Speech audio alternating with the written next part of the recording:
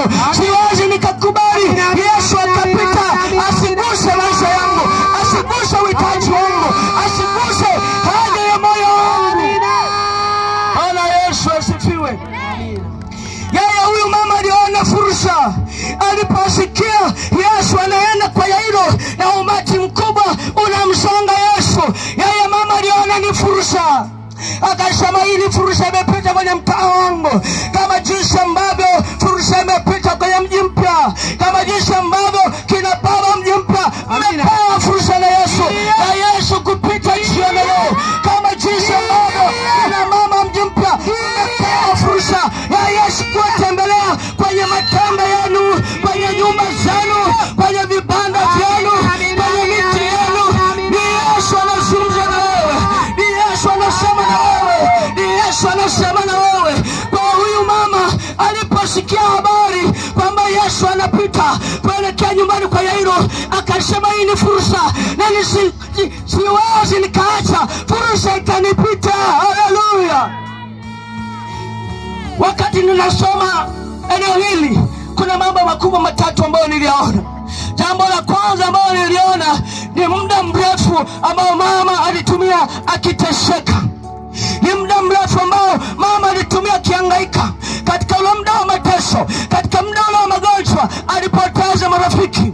Katika muda ule wa magonjwa alipoteza watu wa karibu, alipoteza ndugu na majamaa. Yawezekana hata ndoa pia ilipotea.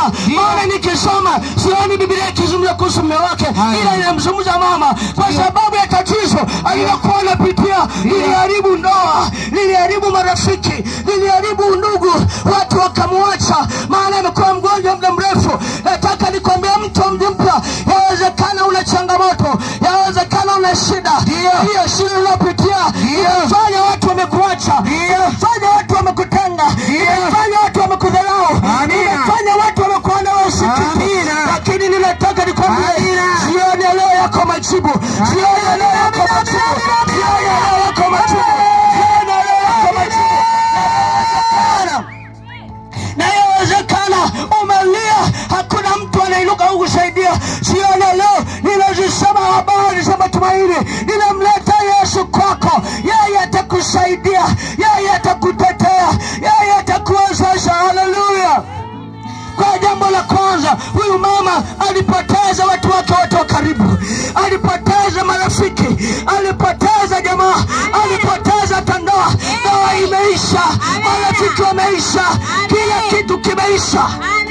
Kuna watu katika machangamoto mnayopitia, marafiki wameisha, ndoa imeisha, uchumi wako umeisha, kila kitu kimeharibika kwenye maisha yako. Ndivyo huyu mama alikuwa anapitia mazingira kama hayo. Amina. Lakini jambo la pili ambalo niliona kuhusiana na huyu mama, jambo la kwanza watu walimtenga, alikaa muda mrefu katika magonjwa. Lakini jambo la pili ambalo nimeliona kwa huyu mama ni gharama. Sema gharama. Ni gharama kubwa ambayo alitumia kujitibia, ni gharama kubwa aliyotumia kupambania afya yake. Ninataka nikwambie kuna watu wanapambana ili waweze kulikava miili yao yenye magonjwa, waweze kulikava mambo ambayo yameharibika. Wanajipambania. Mama huyu alijipambania. Tena Biblia inasema huyu mama akauza mali zake, akatumia fedha zake kwa matabibu wengi. Hakwenda kwa tabibu mmoja, alikuwa na fedha kwa aliweza kuendea matabibu wengi. Yawezekana nisikia Dodoma, akaenda Sumbawanga.